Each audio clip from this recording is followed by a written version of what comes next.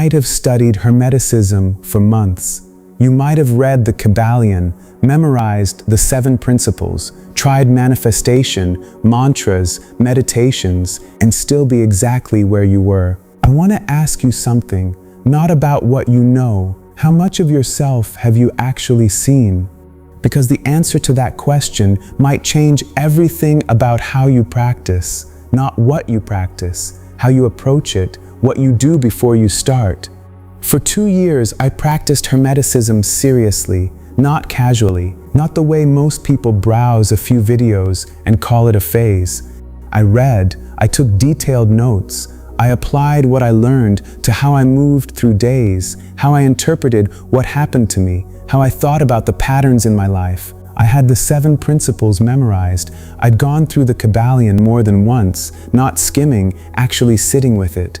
I tried manifestation techniques, nighttime mantras, ritual work, guided meditations. I kept journals, tracking correspondences across different areas of my life. I read Hermes, read the Neoplatonists, read the Renaissance Hermeticists. I wasn't dabbling, and I still felt like I was circling the same territory. It wasn't that things didn't make sense. They did. Intellectually, almost everything made sense. The principle of correspondence, polarity, rhythm, when I read it, something clicked. There was this feeling of recognition, like suddenly understanding the grammar of something you'd been hearing your whole life without realizing it was a language. The problem was that understanding never converted into actual transformation. I kept reacting the same way to the same kinds of situations, kept drawing in the same dynamics with people, kept stuck in the same emotional grooves, even though I understood, in theory, not just why those patterns existed, but what Hermetic mechanism was supposed to release them. I knew the principles, I could describe them to someone, I just kept living outside of them. At some point, I started to seriously consider that maybe Hermeticism simply didn't work for me, that there were people for whom these teachings opened naturally, who had some quality I lacked, some clearing, some inner configuration I didn't have, and I just wasn't one of them. Then I read step 1 of Franz Bardon's system, not meditation, not visualization, not the elemental work, observation, just that, for weeks. Bardon instructs the student to build what he calls a soul mirror, an honest record of every trait, every pattern, every automatic reaction, not the ones you wish you had, and not the ones you're proud of, the ones that are actually there, no judgment, no trying to fix anything, no categorizing what you find through a framework you've already decided on. Just seeing clearly what's already operating. When I read that, my immediate thought was, this is too simple. There must be something more. Some deeper instruction hidden behind this preliminary step, something I'm supposed to move through quickly before reaching the real work. Most people who've practiced Hermeticism for months or years don't realize there's something called the observational blind spot. And until you address that, no amount of study, no ritual, no meditation will produce real transformation. Franz Bardon designed the entire first step of his system around one thing: pure, honest self-observation, not visualization, not elemental work, just seeing what's already operating inside you without a framework over it. Most practitioners skip this entirely.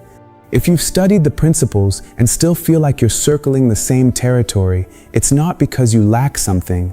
It's because you've been applying Hermetic knowledge everywhere except the one place the tradition was always pointing, inward with honesty, without the buffer of interpretation. Stay until the end of this video and check the link in the description. What I'm going to show you in the last few minutes is there, waiting. But I did it, and it broke something open, not dramatically, surgically, because I realized that in 2 years of serious Hermetic practice, I had never actually seen myself, not truly. I had studied the universe, I had studied the planes, the principles, the laws that govern reality. I had read how the macrocosm maps onto the microcosm, how the inner and outer correspond, how everything that manifests in your life reflects something operating in your consciousness. And I had applied all of that knowledge everywhere except the one place the tradition was pointing from the beginning, inward, with honesty, without the buffer of interpretation. I had never looked at my own patterns without immediately placing them inside a concept I already had. There was always a framework ready to receive what I saw. The principle of rhythm explained the cycles. The principle of cause and effect explained the consequences. Every reaction I had, every compulsion, every fear, I had a hermetic structure to slot it into before it could just be seen. And what I couldn't see kept running. The knowing and the seeing weren't the same thing. And 2 years of knowing hadn't moved anything. What the soul mirror revealed wasn't dramatic. There was no single buried wound, no hidden trauma I had been avoiding. It was smaller than that, and in some ways harder to face because of it. I saw the ways I deflected discomfort with concepts.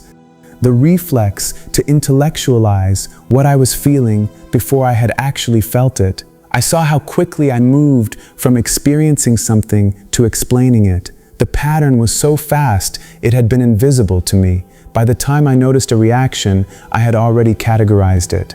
And once something is in a category, it stops being seen. It becomes a known thing, filed away. I saw patterns of self-justification that ran so automatically, I had mistaken them for reasoning. I saw emotional reactions I had been calling spiritual experiences. I saw the gap between what I believed about myself and what was actually there. None of this felt like discovery. It felt like finally looking at something that had been in the room the whole time. When I brought this back to the original text, something clicked that I had never noticed before. The Corpus Hermeticum doesn't begin with principles. Most Hermetic channels start with the Kybalion, the 7 principles. All is mind, the law of correspondence, and I understand why. They're clear, structured, easy to frame as a system. They give people something concrete to hold. But read the actual source. The Corpus Hermeticum 1, the Poimandres, opens with something closer to this, paraphrasing Copenhaver's Cambridge translation. Hermes is in a deep contemplative state. The nous, the divine mind, appears and asks what Hermes wants to hear, to see, to learn, to understand. The first initiatory act isn't receiving a list of principles, it's receiving a vision. Poimandres doesn't explain to Hermes, he shows him. The first thing the Corpus Hermeticum offers an initiate isn't a system of knowledge. It's the capacity to perceive, not the capacity to know, to see. That distinction escaped me for 2 full years of practice. Once I noticed it, I understood why 2 years hadn't moved me. The Corpus Hermeticum 7 goes further. This treatise was translated by Brian Copenhaver of Cambridge University, one of the most rigorous scholars working in this tradition. His translation is a verifiable academic reference, not a popular interpretation. The treatise is called The Worst of All Evils, and what it describes is ignorance. Not ignorance as an absence of information, not as a failure to study, not as never having encountered the Hermetic principles. The ignorance described in this text is a perceptual blindness, a failure to see oneself. The text uses the language of intoxication and sleep. The soul that cannot perceive itself is described as sleeping while awake, present in the world, functioning, moving, responding to things around it, but absent from itself, operating without witnessing its own operation. Hermes calls this the greatest evil. When I first read that phrase, sleeping while awake, I assumed it described someone completely disconnected from any interior life, someone who had never paused to reflect on anything. But after the soul mirror, I understood it differently. I had been awake in every technical sense, engaged, curious, disciplined, and still absent from myself in the way that actually matters. Still operating on patterns I had never actually seen, only named. When most channels present this passage, they read it as a critique of people who've never engaged with spiritual practice, as if Hermes were describing someone who has never encountered this kind of thinking. My reading is different. Hermes is speaking to the people already on this path. The most dangerous form of ignorance he's describing doesn't belong to someone who never read anything. It belongs to someone who has read deeply, who has practiced for years, who genuinely cares about this tradition, and who still hasn't truly seen themselves. Not intellectual ignorance, perceptual ignorance. And once I understood that distinction, the entire tradition reorganized in my mind. Everything I had studied found a different relationship to everything else. The principles didn't disappear, they just moved into their proper sequence. Let me ask you this differently. How many Hermetic techniques have you tried? How many systems, rituals, affirmations, visualizations? And at any point before any of those practices, did you actually look at yourself without judgment, without immediately trying to reframe or fix or improve what you found, just seeing what's already operating in you underneath the practice? Because what I'm about to describe changes the entire sequence of how this works. Historian Wouter Hanegraaff, professor at the University of Amsterdam, one of the most rigorous scholars working on Western Hermetic traditions, documents something specific about how the original Hermeticists actually used these texts. They weren't treating the Corpus Hermeticum as a philosophical library for contemplation. It wasn't a set of ideas to think about over time. It was a guide for direct experience, not concepts to accumulate, a path to walk. And the first experience on that path was perceptual, visual, seeing. This runs directly parallel to what Bardon systematized in the 20th century as step 1. Franz Bardon, working within the European Hermetic tradition, and I want to be transparent about what this system is, built one of the most respected practical frameworks among serious practitioners. Not a popularization, a technical system with a specific sequence. And step 1 of the entire system, before anything else, is dedicated entirely to self-observation. Not meditation as spiritual practice, not visualization, not the elemental work that comes later in the system. Weeks of observation. Bardon is explicit. Without this step, everything that follows is built on sand. That's not a poetic statement about incompleteness. It's a functional description of what happens in practice. Because Hermetic work operates on the material of the psyche, on the actual patterns of response, reaction, memory, desire, and fear that constitute a particular consciousness.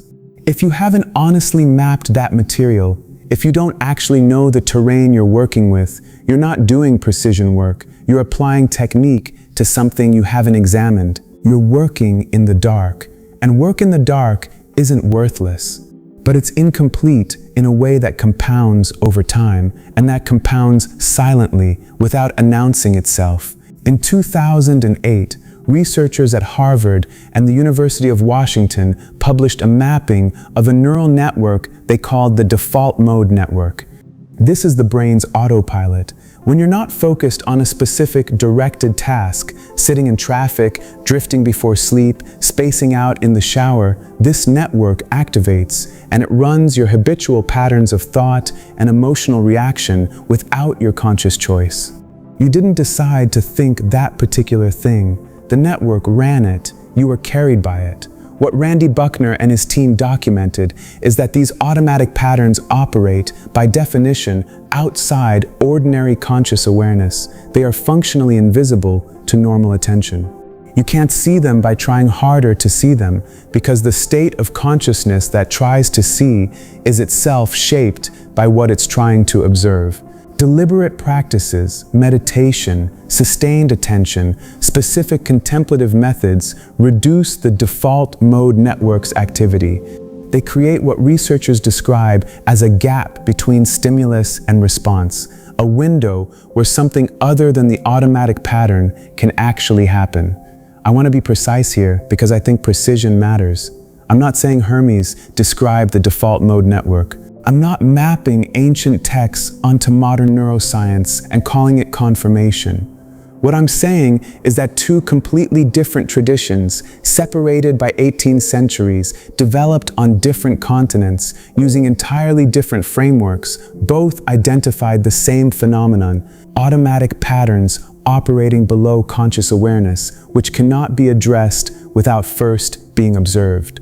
What Buckner called the default mode network in 2008, the Corpus Hermeticum 7 called sleeping while awake in approximately the year 200, 18 centuries apart. The same observation and the implication in both traditions is identical. You cannot work with what you haven't seen. Here's what I needed to hear and nobody said. There's a pattern I've come to think of as accumulative spirituality. You learn more, watch more, read more. You add new techniques, new systems, more layers of understanding.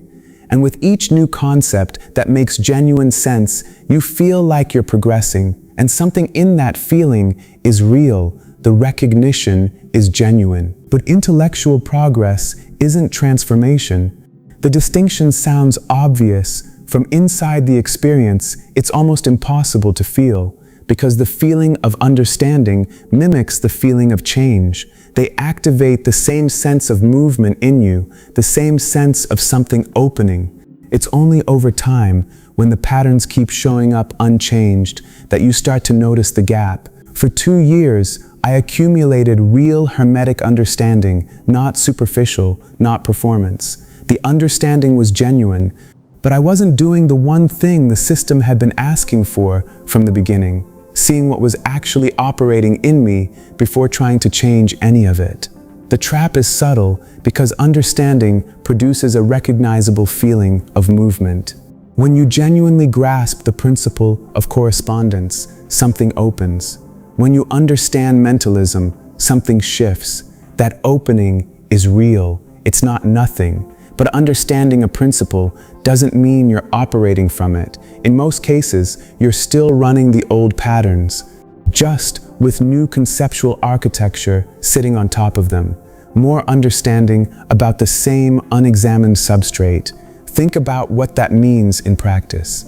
Every technique you apply, every ritual, every visualization, every affirmation, all of it is landing on ground you haven't mapped. The techniques are real, your intentions are genuine, but the terrain underneath them is unknown. An unknown terrain doesn't respond the way you expect. The substrate keeps running. You keep adding more above it. And over time, the gap between what you understand and what you actually experience becomes its own kind of exhaustion, a kind of spiritual fatigue that's hard to name because you know you're not being lazy. You're trying, and trying isn't the problem. The particular loneliness of this position is that you can't really talk about it. You can't tell people that you've been practicing Hermeticism for 2 years and don't know if anything has changed. You can't admit that the principles make perfect sense and nothing in your actual life reflects them yet, because from the outside, you look like someone who simply hasn't found the right system, and so you find another system, and the cycle continues. What no one prepares you for is that this isn't a sign of spiritual inadequacy, it's a structural issue. You've been working a mechanism without understanding the part that comes first. I understand the resistance to what I'm describing. When you see other people report genuine results from affirmations, from visualizations, from ritual work, and you've tried consistently with real intention, and yours don't seem to convert into anything you can see, the conclusion that feels most logical is, something is wrong with me. Not laziness, not lack of faith, genuine effort that doesn't seem to go anywhere. But there's a more likely explanation. It's not that the techniques don't work, it's that the foundation hasn't been built yet. Picture two people planting the exact same seed in the same season. One person prepared the soil, mapped what was already in it, understood the composition of the ground before placing anything into it. The other pressed the seed directly into hard, unprepared surface and started waiting. The second person isn't going to conclude the seed is defective. She'll try harder, try more often, look for a stronger method, maybe try a different system entirely. but she's trying to make something grow without the conditions that growth requires. Bardon's soul mirror is the preparation of the soil, not a detour from the work, not a beginner's exercise to move past quickly. The prerequisite that makes the rest possible, that difference between who maps the ground first and who skips directly to planting, is exactly what the Corpus Hermeticum 7 describes as the most dangerous form of ignorance. Not the ignorance of someone who never tried, the ignorance of someone who keeps trying without first seeing the ground they're working with. So we have three completely independent sources, separated by centuries, by continents, by entirely different disciplines, all pointing in the same direction. The Corpus Hermeticum 1, 2nd century philosophical tradition, begins with a vision, not a principle, not a system. The first thing an initiate receives is the capacity to see. Franz Bardon, 20th century practical Hermetic system, positions self-observation as the absolute prerequisite, not a suggestion, not a preparatory warm-up. Without it, what follows doesn't function. Neuroscience from 2008, Harvard, University of Washington, documents that automatic patterns operate outside conscious awareness and can only be addressed once they've been observed. Three traditions, three different centuries, one principle. You cannot change what you cannot see. Not because it sounds like wisdom, not because it makes a compelling phrase, because it's a description of how the mechanism actually operates, because what remains outside your perception remains outside your reach, not as philosophy, but as function. The mechanism requires visibility as a precondition for change. That's what both traditions are pointing at, from entirely different directions.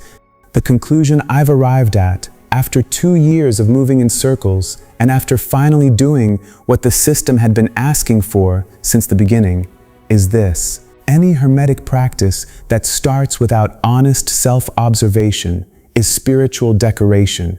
It doesn't matter how beautiful the system is. It doesn't matter how authoritative the sources. It doesn't matter how genuine the intention. If you haven't gone through the soul mirror, if you haven't honestly mapped what's operating in you before trying to transform any of it, you are working in the dark. Work in the dark isn't worthless. It produces understanding. It produces real familiarity with the tradition. It may even produce moments of genuine opening. I'm not saying the 2 years were wasted. I'm saying they were building on soil that hadn't been prepared, and eventually that gap shows up, not all at once, incrementally, as a growing sense that something isn't connecting the way it should, but it's incomplete in a way that tends, over time, to push people away from paths that could genuinely serve them. They conclude the tradition doesn't work for them. They move on to something else. Add another layer. Try a different approach, and the thing they were looking for was never behind a different system. It was behind the step they kept skipping. There's something in you that reads about Hermeticism, that's drawn to Thoth, to the Corpus Hermeticum, to the initiatic tradition. Something that knows there's more, that something feels just out of reach. That feeling isn't evidence of failure, it's a diagnosis. What's missing isn't more Hermetic knowledge. What's missing is seeing what's already there. Thoth didn't say, learn more. The Corpus Hermeticum doesn't begin with a list of things to know. It begins with a vision, because the entire tradition rests on something that's rarely stated directly. You already have inside you exactly what has been holding you back. The problem isn't a lack of knowledge. It's that you haven't seen it yet. And what you haven't seen, you can't work with. And what you can't work with keeps running. Regardless of how many systems you study, regardless of how clearly you understand the principles, until you see. The observation protocol I've described here, the 21-day process that Bardon's system proposes as the starting point, structured as a soul mirror. So, what we've covered today is that the real obstacle isn't a lack of Hermetic knowledge, it's the observational blind spot, the step that comes before all practice, the one you cannot skip and still expect the system to work. I spent months structuring what Bardon's Step 1 actually looks like as a daily practice, grounded in what the Corpus Hermeticum teaches about honest self-vision. The result is the Self-Observer's Trilogy, 3 complete guides. And alongside the books, the Self-Observer, an interactive Hermetic ritual tool that runs in your browser, where you actually do the work every day for 55 days with immersive sound, personalized daily rituals generated from your own data, and a Hermetic oracle available at any moment. The books explain the system. The app is where you live it. Both are included. The link is in the description. If what we covered today resonates, that's not coincidence. That's the tradition pointing you toward the step that was always there, waiting. I put together a practical framework in the description. It's built on Step 1 of Bardon's system, grounded in what the Corpus Hermeticum teaches about vision as the first initiatic act, adapted for someone starting this path, or for someone who has practiced for years and feels like something fundamental is still missing but can't name what. This is not more Hermetic theory. It's the step that comes before the theory. The only step that's rarely taught because it seems too simple, because observation doesn't feel like work, doesn't look like practice, but it is. It's the practice, seeing, just seeing, for 21 days. For whoever feels like this might be the piece that was missing, the material is in the description. It's the starting point I wish I'd had before 2 years of going in circles. The problem isn't what you don't know, it's what you haven't seen yet. That sentence changed how I understand the entire Hermetic tradition, not as a system of knowledge to be accumulated, as a system of vision to be developed. Every time you see yourself more clearly, without judgment, without immediately trying to fix what appears, without editing what shows up, you create the actual space where real change becomes possible, not through force, not through better technique, through visibility. And the question that naturally follows once you begin this process of honest observation is this: what remains after you've truly seen yourself? Who are you when the automatic patterns lose their grip? What's underneath the autopilot when the autopilot finally stops? That's what we'll explore in the next video.